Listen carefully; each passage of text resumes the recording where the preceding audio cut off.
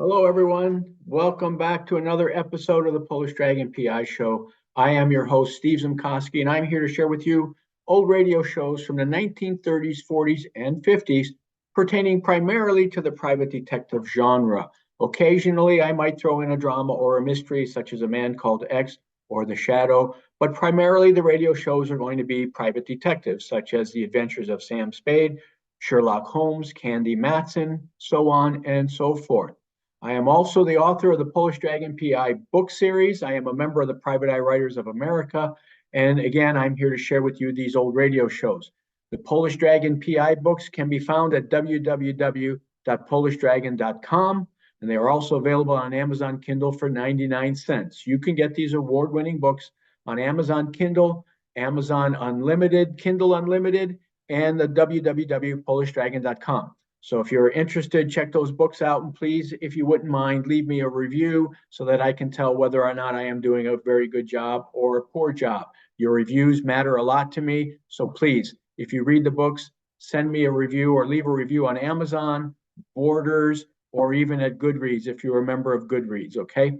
So let's get on with the show. This week, we're going with the private insurance investigator, yours truly, Johnny Dollar, and his signature the signature for yours truly, Johnny Dollar, was he would always sign off with yours truly, Johnny Dollar.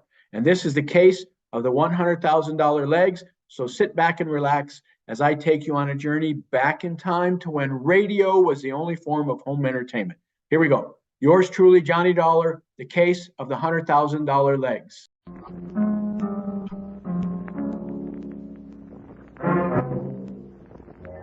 Time now for yours truly, Johnny Dollar.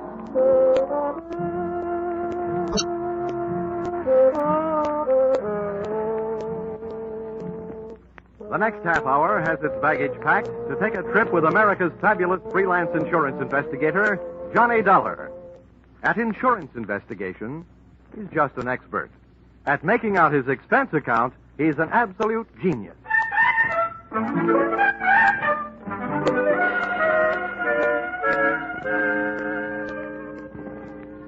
Expense account submitted by Special Investigator Johnny Dollar. To Home Office, Highworthy Insurance Underwriters Association, Hartford, Connecticut. Attention, General Manager Harvey Anthony. Dear Mr. Anthony, here is your problem. The following is an accounting of my expenditures in the case of the $100,000 legs, or who put your company out on the limbs. Expense account, item 1, $60. $20 across the board on a losing horse I was rushed into betting on when you had me paged on a public address system at the racetrack. This is Harvey Anthony, Dollar. Thanks for calling back so soon. Now, when they paged me, they said it was an emergency. Better be. Why? What's the matter, Dollar? This is my day off. And if I know you, this call is going to make it an off day. If I know you, my friend, you won't mind this assignment. I want you to go out to Hollywood. Act as a bodyguard for a big movie star, Marilyn Major. Oh, not a bad body to guard. What's the deal? We've issued one of those publicity policies. Insured her legs for $100,000. Policy will only be in effect for 48 hours. We want you to stick with her. Just see that she doesn't get mixed up in any hockey games. I get it.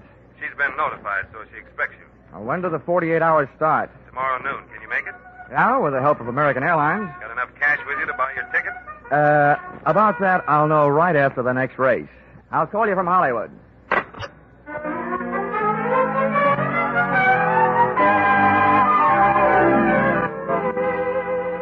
Expense account, item 2, $10. Borrowed from a friend.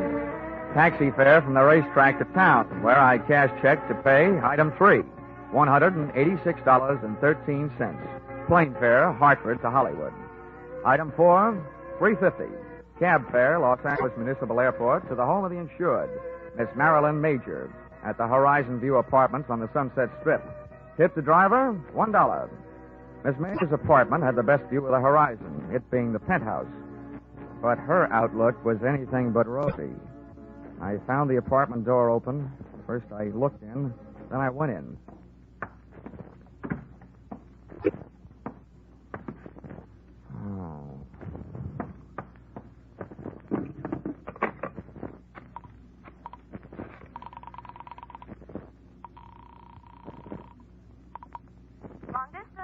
I want to place a person-to-person call, please, to Mr. Harvey Anthony at Hartford, Connecticut. Volunteer 3-6000. My name is Dollar, as in blood money. While I was waiting to get Mr. Anthony, I wondered who had got Miss Major. In the movies, I'd always thought she looked right at home anywhere. And now, right there in front of me, she was passing her toughest test. Lying there, nice and relaxed. She looked right at home in the role of a beautiful gal who has just been murdered. Her face was calm. Her legs were neatly placed in the best of cheesecake tradition. The only thing not quite as it should have been was a very real bullet hole, which she was wearing where an earring should have been. But the next cameras that would be taking her picture would be police cameras. B pictures. B for bloody. Mr. Dollar? Oh, yeah? Here's your party. Go ahead. Oh. Hello? Hello? Hello, Dollar? Yeah, this is Dollar, all right. Anthony, first I want to tell you, those legs you insured are still in beautiful shape. Good, fine. I only hope you didn't also insure Miss Major's life. She's dead. What? Marilyn Major dead? That's right. Oh, we certainly do insure her life. We only issued that publicity policy on her legs as a courtesy. Dollar, get to work on it right away. I'll get to work on it, but don't waste too much hope. To me, it looks like your only out is if the policy does not pay off on murder. Murder? Good heavens. Well, there may be something about the case that'll save us from paying double indemnity for death by violence. Oh, this is death by violence, brother, any way you look at it. Okay, Anthony, I'll get to work on it right after I call the cops and make a report. Do your best. Goodbye. Okay, goodbye. Well, Hang up that telephone, mister. the dame standing in the kitchen doorway had .32 caliber steel in her hand to back up the brass in her voice. She was a youngster, but obviously an old-timer at a lot of things. Her hair was the same color as the murdered woman's, smoke blonde, and her dress was tobacco brown, and round and firm and fully packed. I said put down that phone. Yeah, sure, okay. Now, you do me a favor, will you? If you feel you want your finger near that trigger, how about moving it up to the front end of the trigger guard, huh? Mister, I only heard part of what you said, but you're not calling no police. What makes you think so? That dame in there's done me enough harm. I came here to kill her, but somebody beat me to it, and I'm not taking the rap. Okay, so beat it. Who cares? Then I'll call the police. Somebody's going to eventually. Before I go, I'm finding a few things and taking them with me. Now, come on, get up on your feet, mister. You're coming with me in the bedroom. Okay. Don't get excited. Okay, mister. Over against that wall with your face in close and your hands straight up. Come on, move. All right. You learn this at the movies or by watching your friends work? Don't be a wise guy. I'm not as dumb as I look. Now, hold still. Look, sister, by this time I shouldn't still like you well enough to warn you, but what you're doing right now will get you in plenty of trouble, even if you didn't commit this murder. I'll take that chance. If you don't get picked up for larceny, they'll still get you for tampering with evidence. As far as the police are concerned, at the scene of a murder, nothing gets touched. They like it that way. What I'm taking won't even be missed. There are plenty more here just like him. That's all she's gotten here. Love letters from men. Who are you covering up for? Your boyfriend? It's none of your business, mister, but it's my husband I'm covering up for. Well, then you're just plain nuts. If he knew her, they'll find that out. And then if they want him, they'll find him. Yeah, and they'll find him dead. Huh? My husband committed suicide over that no good dame this morning. Oh. No, I've had enough out of you. Back up. 2 steps. Okay. Now get over there and into that closet. Come on. Too bad. What's the matter? I always feel sorry for a sucker. I felt around in the dark. It was a small closet. That meant not much air. That meant doing something about it. I took my fingernail file, stood it on edge, and slipped it under the door, pressing down the nap of the rug. I did the same with my fountain pen. That would at least allow a small supply of air to sneak into my stuffy little cell. And then I glued my ear to the thin wooden panel that separated me from the bedroom. It wasn't long before my captor apparently completed her search. I heard her pass the closet door and head for the front room. I didn't hear her dial the phone, but it didn't take me long to realize that's what she was doing and who she was calling. Give me the police. This is an emergency. Hello? Hello, police. I want to report a murder. All right. Hello? There's been a murder. The movie star Marilyn Major in the penthouse. The Horizon View apartment on the Sunset Strip. Never mind who I am. I've caught the murderer. You'll find him locked up in the closet. From the moment she hung up, I could only guess what was happening. I heard a man's footsteps rush in, and then his voice. Blackmail me, will you keep That's what I'm paying you for these letters. Now I'm taking them with me. I didn't think I had the time to spend picking the lock on the closet door, so I started kicking. The girl who had just tried to turn me into the cops was lying on her face in front of the telephone stand, and a covey of bullets had turned the brown silk on her back into wet red lace. She'd been shot in the back, and if she'd succeeded in finding her letters, her killer had taken them with him.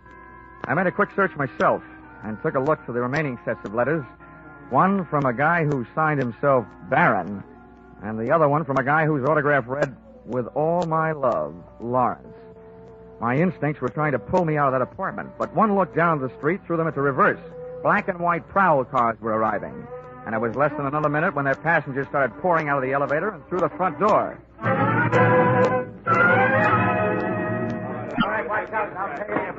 All right, come around. It's in the bedroom closet, boys. Make sure you don't stand in front of that door. Okay, Lieutenant. Never mind the closet, Lieutenant. It's empty. I kicked my way out. All right, let's see your hands. Get them up. I swear I'm going to buy some stock in a gun company. Everybody's got them. Miller, get around behind him. Check him for weapons. Yes, sir. He's clean, Lieutenant. Okay. Who are you? Johnny Dollar. And if you lend me back my right hand, I'll give you my ID. It's in my wallet. Keep him up. Miller, get his wallet. Yes, sir. Here it is. Insurance dick, huh? Please, I'm a freelance special insurance investigator. It sounds better. Keeps my price up. Hartford, huh? Well, what's your story? Well, first, I'd like to go on record as saying I didn't commit either one of the murders. Either one? What are you talking about? Well, this one here is the girl who phoned in the report that brought you here. The one she was talking about, Marilyn Major, is lying just as dead on the floor in the bedroom. Miller, get in there and take a look. Yes, sir.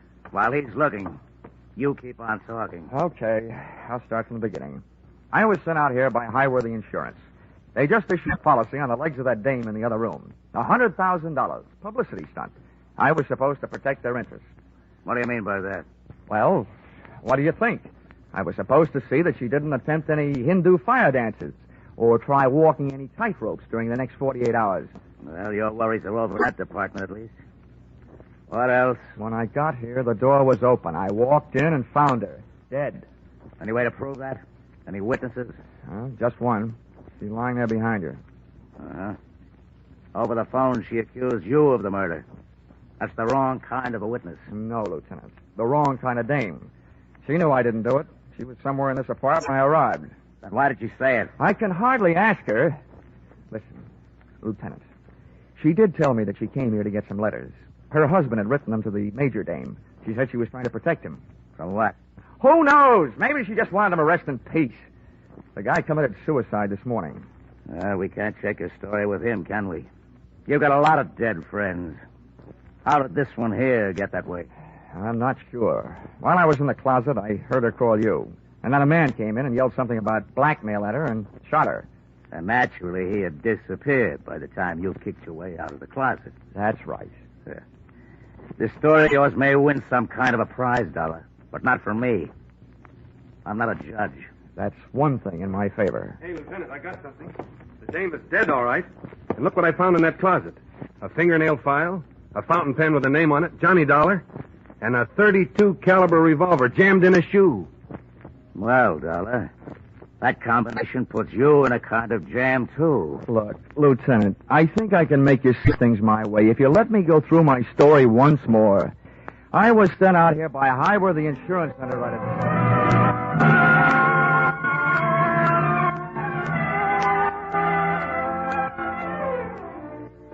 Expense account, item 4, $3. Candy, gums, cigarettes, and magazines to make cell number 36, Los Angeles City Jail, less like a no place and more like a home. There's something about a jail door closing on you that sounds very final.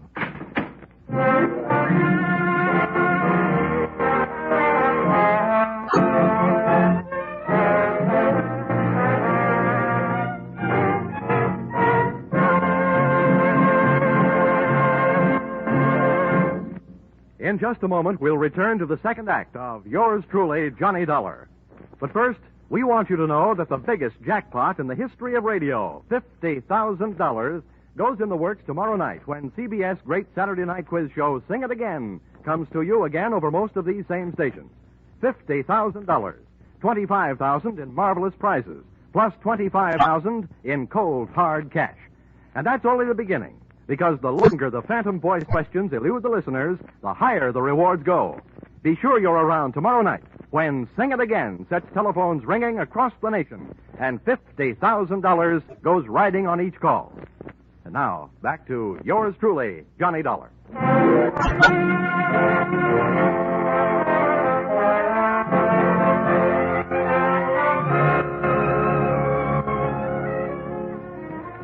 When I accepted this Hollywood assignment, I visualized spending much of my time gazing upon bars, but not the kind offered by cell number 36. The guy who said stone walls do not a prison make had never been a guest in the Los Angeles City jail. He had a better chance of getting out of Bartlett's quotations than I had of getting out of there. But, as we keep saying in the insurance racket, never say die.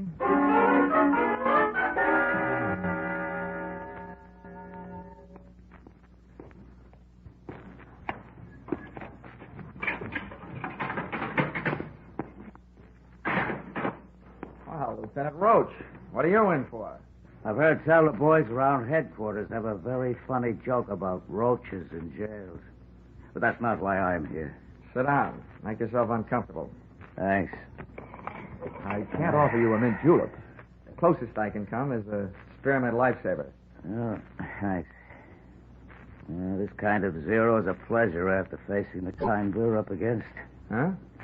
So for $1, all we've got to go on is you and a mess of evidence we haven't as yet been able to trace down to its rightful owners. Oh, incidentally, about that gun we thought might be yours. Oh, don't tell me you're going to give it to me as a birthday present. It was the weapon used to kill Marilyn Major, all right. The paraffin test we took on your hands let you out. You haven't been firing any guns lately. Does that mean you've come here to escort me to the front door? No, not so fast.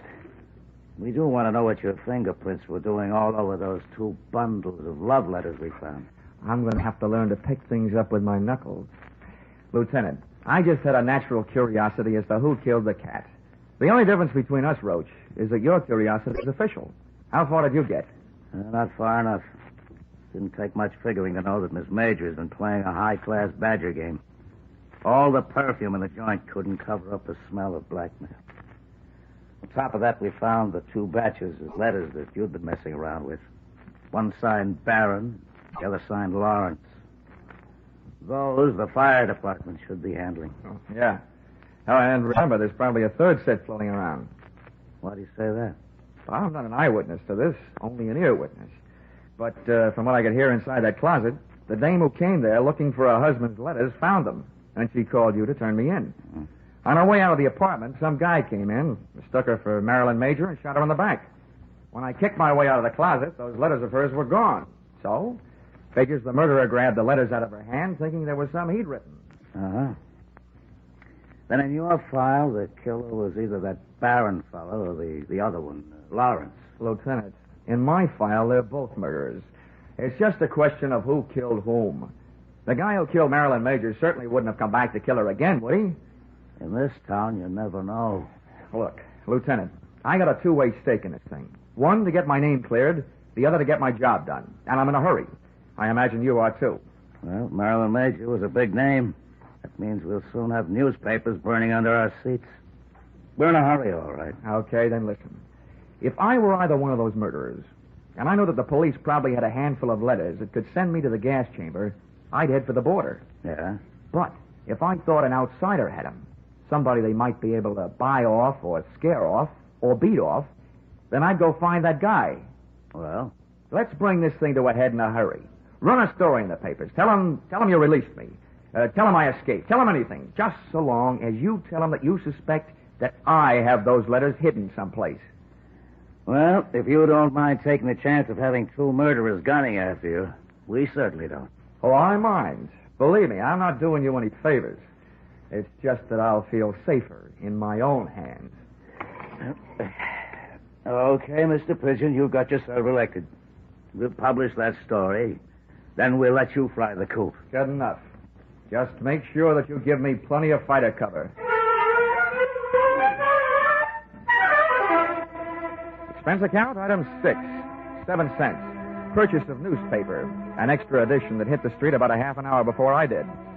Item 7, $5.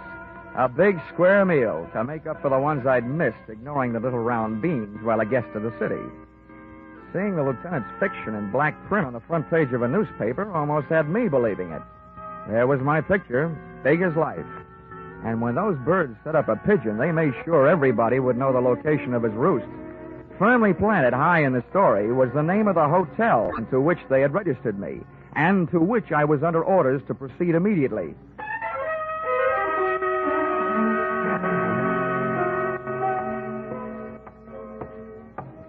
As I walked down the hotel corridor to my room, I felt an icy chill and a flight of goose flesh headed south down my spine. Come in, darling, and close that door. I expected company, but not your kind. At first, I thought I'd gotten into the wrong room. This kid looked right at home. And she used some of the clothes from a half-packed overnight bag to make her look it. So you're Johnny Dollar. Yeah, thanks for saving me a calling card. Who are you? Alice Hill, That doesn't mean anything. otherwise known as Mrs. Lawrence Hill. Oh, Lawrence. Oh, the last time I saw that name, it said with love, but not to you. That's why I'm here. I want those letters. Why aren't you carrying a gun? It'll be here if we need it. We? Yes. My husband's down in the lobby. Look, if you give me those letters he wrote, I'll pack up my little bag and leave, and everybody will be very happy. Yeah? I think I know the next line, but go ahead. I hope you keep on being that smart. My husband was watching for you when you came in, so he knows you're up here. Naturally, he knows I'm here, and he's on his way up. We want those letters.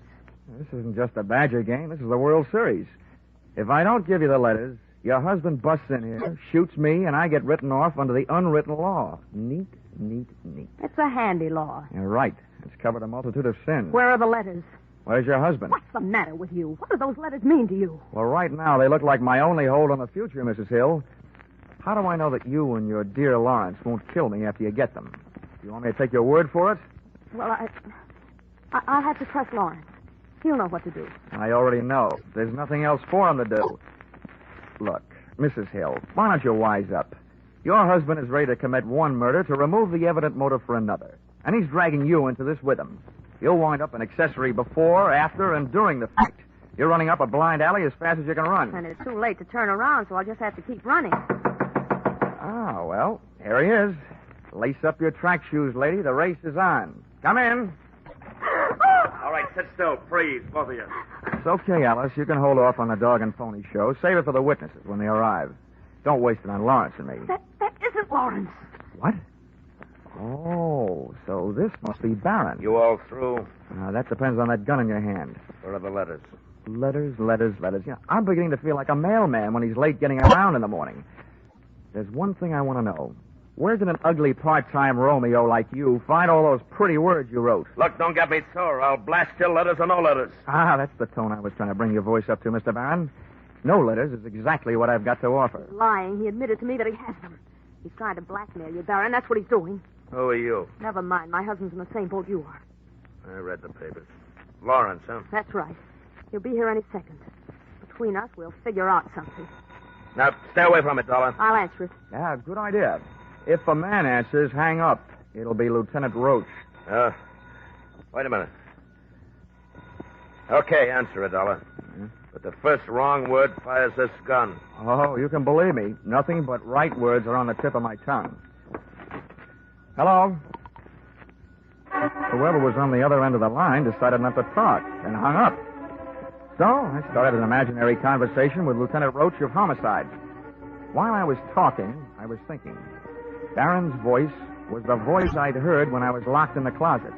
That made him the guy who shot the girl who turned me in. By the process of elimination, Lawrence Hill was elected murderer of Marilyn Major. During my talk, which made no sense, and my thoughts, which made plenty of sense, I was checking the length of cord on the phone. I needed Barron a little closer. so, I started tossing enough dangerous words into the mouthpiece to draw him closer, threatening me with his mutters, his looks, and his gun. He moved into range, and I moved into action. I heaved the base of the telephone straight into his face. I moved in with my knee right after it. Stumbled back, letting go of the gun, which I kicked under the bed. Then I made a break front out of the dresser next to the bed, using his head to break the front. The water from the cracked-up pitcher hit him in the face, but it didn't do him any good. Hey, get out from underneath there. Get away from that gun. Come on. Well, I got a hold of your ankles. I got a good mind to do this thing right and heave you out the window. Let go of me. Come on now, stand up. You. All right, how much do you want? We don't want any trouble. Just let me out of here. We'll pay you anything. My husband's an important man. So am I. I've had all the pushing around I'm going to take. From now on, I'm the dealer, and your hand is to shut up. All I want to do is get out of here. Oh, no, you don't. I baited you. You tried to bait me. Now we'll both sit here and bait your husband. It must have been him that called this room and hung up when he heard my voice. One thing I didn't bother to tell you. Your husband couldn't have known I was up here until then, because I came in the hotel the back way and came up here the back way. Elevator and all. What do you mean? You baited me? Why do you think the police put my name, my address, and my picture in the newspapers? To draw autograph hunters? Oh. Oh, is right. Now get over there in the corner while I retrieve Mr. Barron's gun from under the bed before some mouse crawls out of the woodwork and tries taking a shot at me. Go on, get going. Turn around. Okay. Now, if you don't want me shooting runs in your stocking, don't make a move while I'm under the bed. I feel like something that old maids hope for. Lawrence! Where is he? On the floor. He's got a gun. Shoot him. Kill him under the bed. No, Lawrence, not him. Don't worry. He's under the bed. Under the bed and taking no chances.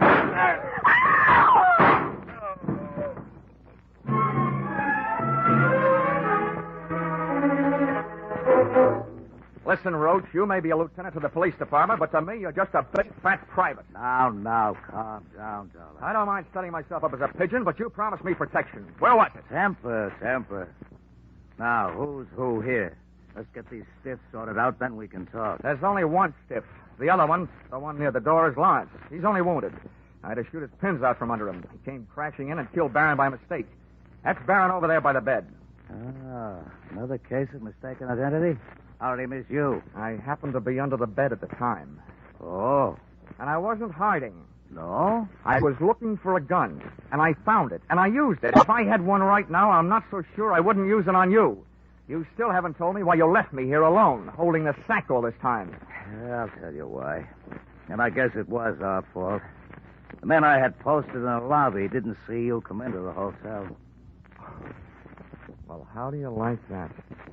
Johnny Dollar. Wise guy. Huh? Lieutenant, I got some news for you. Just to make sure I was taking no chances, I came in the back way.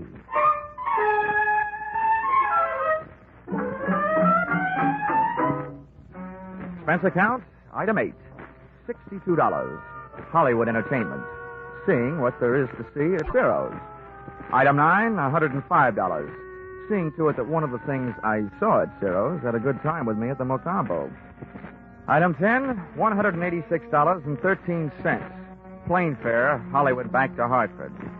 Item 11, $1. Ticket to the movies, back in Hartford, to study the last motion picture of Marilyn Major, so that in the future I'd be sure to steer clear of her kind of a woman, who is too much of a jinx for my kind of man. Expense account total, $948.76. Signed, yours,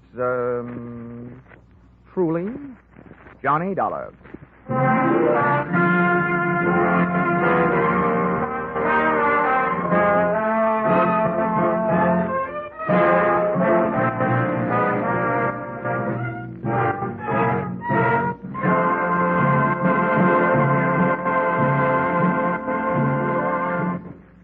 In keeping with the Easter season, you'll hear a different kind of story on CBS Gangbusters tomorrow night. The authentic story of a former gangster's fight to go straight, broadcast in cooperation with outstanding parole authorities.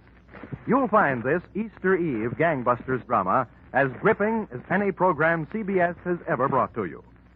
Tomorrow night, you'll also find a mid-April adventure with the intriguing title, The Heat Wave, on CBS Philip Marlowe program. Gangbusters and The Adventures of Philip Marlowe are regular Saturday night features on most of these same CBS stations.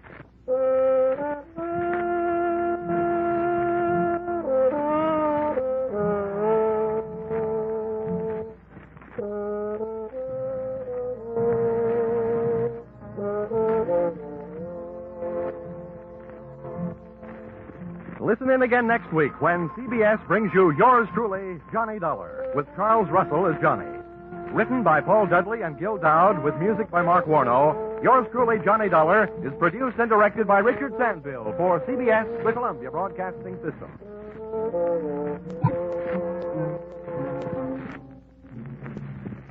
And that ends another episode of the Polish Dragon PI Show. You have been listening to yours truly, Johnny Dollar, in the case of the $100,000 legs. Remember, if you are interested in any of the Polish Dragon PI books, they are available at www.polishdragon.com, Amazon Kindle, and Amazon Unlimited. So please check them out and please leave me a review if you want to. And that will be the end of our show. And I'm going to be signing off. Steve Zimkowski, the Polish Dragon PI. Have a wonderful week. Talk to you later. Bye-bye.